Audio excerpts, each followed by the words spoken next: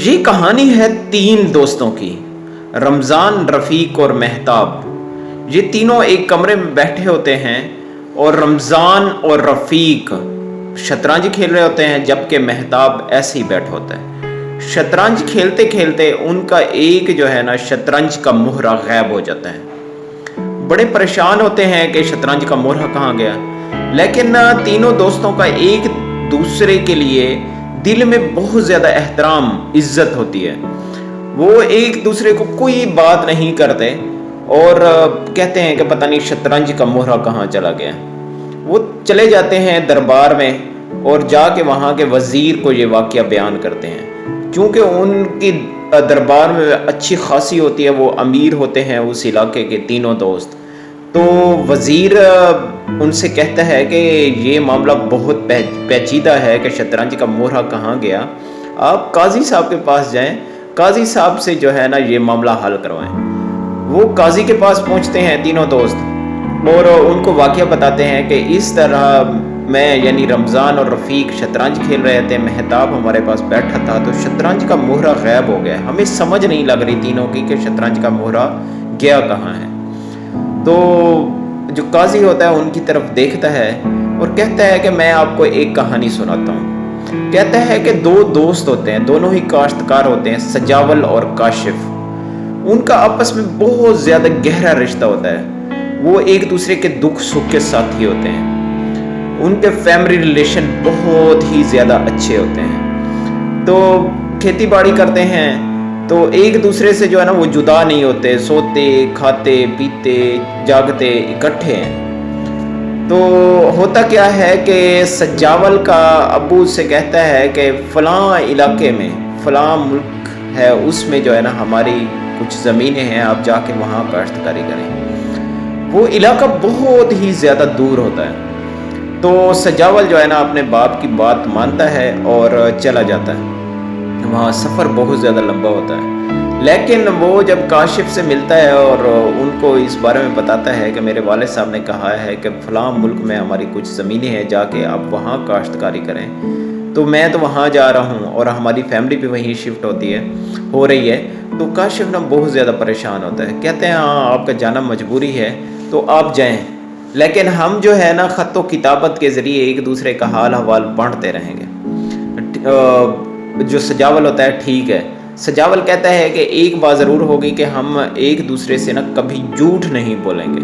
تو کاشف کہتا ہے ٹھیک ہے، ہم کبھی بھی خط و کتابت میں کوئی جھوٹ نہیں لکھیں گے، جو واقعات ہیں وہ سچ ہی سچ لکھیں گے۔ تو سجاول چلا جاتا ہے اپنی فیملی کے ساتھ دور دراز جو ملک ہوتا ہے اس میں۔ تو ایک دن آپس میں خط و کتابت سے ایک دوسرے سے تو بات کرتے رہتے ہیں۔ پھر ایک دن سجاول کا خط آتا ہے تو وہ کاشف کو بتاتا ہے کہ میں حج کی ادائیگی کے لیے جا رہا ہوں، تو آپ کا کیا ارادہ ہے، آپ چلیں ساتھ۔ تو کاشف پہلے تو بہت زیادہ خوش ہوتا ہے، پھر پریشان ہوتا ہے، کہتا ہے کیونکہ کاشف کے ایریا میں سیلاب آ چکا ہوتا ہے، سیلاب سے بہت زیادہ تباہ کاری ہوتی ہیں اور ان کی فصل بھی نہیں ہوتی، تو اس کے پاس اتنے زیادہ پیسے بھی نہیں ہوتے اور کاشف بیمار بھی رہنے لگ جاتا ہے۔ تو کہتا ہے کہ میں حج پہ نہیں جا سکتا ہوں، تو کیا کروں۔ پہلے تو وہ خط لکھنے کی کوشش کرتا ہے کہ میں اپنے دوست کو بتاؤں کہ میں نہیں جا سکتا، لیکن وہ پھر سوچتا ہے کیونکہ ہم نے ایک دوسرے سے وعدہ کیا ہے دوستوں میں نے کہ ہم ایک دوسرے سے جھوٹ نہیں بولیں گے۔ وہ تمام حقیقت بیان کر دیتا ہے خط میں کہ ہمارے ہاں سیلاب آ چکا ہے، میری فصلیں نہیں ہوئی اور میں کافی عرصے سے بیمار رہ رہا ہوں۔ میں آپ کو بتانا چاہ رہا تھا لیکن ٹائم نہیں بھی ملا بیماری کی وجہ سے، اس لیے میں آپ کو بتا نہیں سکا۔ تو کاشف کا خط جو ہی سجاول کے پاس پہنچتا ہے تو سجاول بہت زیادہ پریشان ہوتا ہے، وہ حج کا ارادہ ملتوی کر دیتا ہے اور جتنا بھی اس کے پاس مال وغیرہ ہوتا ہے وہ اکٹھا کرتا ہے اور چل پڑتا ہے کاشف کی طرف سے کہ کاشف کے پاس جایا جائے۔ وہ سفر بہت زیادہ لمبا ہوتا ہے، کئی دنوں کا سفر ہوتا ہے، کیونکہ یہ پرانا زمانہ ہے اور اس میں کوئی کسی قسم کی گاڑی نہیں ہے، گھوڑے پہ سفر ہوتے ہیں زیادہ، گھوڑے خچر گدھے۔ تو وہ سفر کافی دنوں کا ہوتا ہے، 2-4 دن کا وہ سفر طے کر چکا ہوتا ہے اور 5ویں دن کا سفر جنگل کا ہوتا ہے، وہ جنگل سے گزر رہا ہوتا ہے۔ تو جب جنگل کے مڈ میں آتا ہے تو 6 ڈاکو آ جاتے ہیں، ان کے ہاتھوں میں تلواریں، بھالے، یہ وہ ہوتے ہیں۔ تو وہ سجاول سے کہتے ہیں جو کچھ ہے آپ کے پاس آپ ہمیں دے دیں۔ سجاول ان کے گڑ گڑانے لگتا ہے، وہ کہتا ہے کہ میں جو ہے نا اس طرح پوری کہانی سناتا ہے، دوست کے پاس جا رہا ہوں، دوست وہاں سیلاب آیا ہوا ہے اور میرا دوست بہت زیادہ جو ہے نا بیمار ہے، ہاں میں یہ مال لے کے جا رہا ہوں، میں نے حج کا ارادہ بھی ملتوی کر دیا، اس میں سے جتنا کچھ بچے گا نا میں واپس لے آؤں گا آپ کے پاس، اور میں جب گھر میں جاؤں گا گھر سے بھی چیزیں لے آؤں گا اور آپ کو دوں گا، چاہے اس کے بعد آپ مجھے قتل کر دینا۔ تو جو ڈاکوؤں کا سردار ہوتا ہے نا اس کی کہانی سنتا ہے اور کہتا ہے کہ ٹھیک ہے آپ جائیں اور واپسی پہ ہم آپ کا انتظار کریں گے۔ ادھر سے کاشف کو جو ہی خط پہنچتا ہے کہ میں آ رہا ہوں آپ سے ملنے کے لیے، تو کاشف جو ہے نا سفر کرنے لگ جاتا ہے۔ کاشف چونکہ بیمار ہوتا ہے، سفر کر رہا ہوتا ہے اس کو جو ہے نا ریسیو کرنے کے لیے اپنے دوست کو، تو راستے میں جو ہے نا وہ گر جاتا ہے اور اس کی وفات ہو جاتی ہے، جو اس دنیا فانی سے کوچ کر جاتا ہے۔ تو ادھر سے سجاول جب پہنچتا ہے ان کے گاؤں میں تو پوچھتا ہے کاشف کہاں ہے، تو اس کو درد بھری کہانی ملتی ہے، کاشف جو ہے نا آپ کو ریسیو کرنے کے لیے راستے میں جا رہا تھا تو اس کی جو ہے نا وفات ہو چکی ہے۔ تو سجاول بہت زیادہ پریشان ہوتا ہے، روتا ہے اور پھر واپس آ جاتا ہے۔ جو ہی جنگل میں آتا ہے واپس تو ان کو بتاتا ہے کہ یہ سارا مال آپ لے لیں، کیونکہ میرا دوست تو رہا نہیں ہے اس دنیا میں، اس لیے جو ہے نا پوری کہانی سناتا ہے۔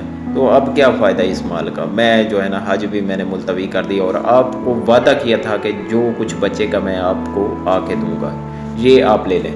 تو جو ڈاکوؤں کو سردار ہوتا ہے نا وہ کہتا ہے کہ نہیں، آپ جو ہے نا مجھے کاشف کی طرح دوست اور بھائی پائیں گے، ٹھیک ہے آپ جائیں حج پہ، آپ حج کریں اور آپ کا غم بھی ہلکا ہو جائے گا، انشاءاللہ مجھے جو ہے نا آپ سچا بھائی کاشف کی طرح پائیں گے۔ تو قاضی صاحب جو ہے نا یہ سٹوری سنا کر جو ہے نا خاموش ہو جاتے ہیں، اور پھر رمضان، رفیق اور مہتاب سے پوچھتے ہیں تینوں دوستوں سے، تو مجھے بتاؤ کہ سب سے بڑی قربانی کس نے دی ہے؟ تو رمضان کہتا ہے کہ سب سے بڑی قربانی جو ہے نا سجاول نے دی ہے، چونکہ سجاول نے اپنے حج کا ارادہ ملتوی کیا اور اپنے دوست کی مدد کے لیے، دوست سے ملنے کے لیے جو ہے نا وہ چلا گیا۔ تو رفیق کہتا ہے کہ سب سے بڑی قربانی جو ہے نا کس نے دی ہے؟ کاشف نے دی ہے، کیونکہ کاشف جو ہے نا اپنے دوست کو ریسیو کرنے کے لیے بیمار بھی تھا، تب بھی ریسیو کرنے کے لیے رستے میں آ گیا۔ تو مہتاب سے پوچھا جاتا ہے، ہاں مہتاب آپ بتاؤ سب سے بڑی قربانی کس نے دی ہے؟ تو مہتاب نے کہا میرے نزدیک ڈاکوؤں کا سردار سب سے بڑھ کر رہا، چونکہ اس نے سجاول کے وعدے کا اعتبار رکھا اور اس کا انتظار کیا، اس لیے ڈاکوؤں کا سردار جو ہے نا سب سے بڑھ کر رہا۔ تو قاضی صاحب نے فوراً سے فیصلہ سنا دیا، اس نے کہا ہے کہ یہ جو ہے نا شطرنج کا مہرہ یہ مہتاب کے پاس ہے۔ تو مہتاب نے جیب سے شطرنج کا مہرہ نکالا اور ان کو دے دیا، تو سب بڑے حیران ہوئے کہ قاضی صاحب نے کیسے اتنے جلدی فیصلہ سنا دیا۔ تو قاضی صاحب نے کہا کہ جو پہلے والے دوستوں نے جو شطرنج کھیل رہے تھے ان کا جواب مثبت میں تھا، جبکہ مہتاب کے جو جواب تھا نا اس سے مجھے اندازہ ہوا اور میں نے یہ فیصلہ سنا دیا۔ تو محترم دوستو، میری بات کرنے کا یہ مقصد ہے کہ انسان کی شخصیت جو ہوتی ہے نا اس کی سوچ کی عکاسی کر رہی ہوتی ہے۔ جیسے انسان کی شخصیت ہوتی ہے ویسے انسان کی سوچ ہوتی ہے۔ اعلیٰ ظرف جو لوگ ہوتے ہیں نا ان کی سوچ ہمیشہ ہی بلند ہوتی ہے، اور جو کم ظرف انسان ہوتے ہیں ان کی سوچ چھوٹی ہوتی ہے۔ اس لیے جو ہے نا آپ اعلیٰ ظرف والی سوچ رکھا کریں، یہ نہ ہو کہ کم ظرف بنے اور آپ کی سوچ کم ہو مہتاب کی طرح۔ تو امید کرتا ہوں کہ یہ میسج آپ کو اچھا لگا ہوگا، اس کو زیادہ سے زیادہ شیئر کیجئے اور اپنا بہت زیادہ خیال رکھیے، اور سعید احمد کو دیجیے اجازت۔ السلام علیکم ورحمۃ اللہ، اللہ حافظ۔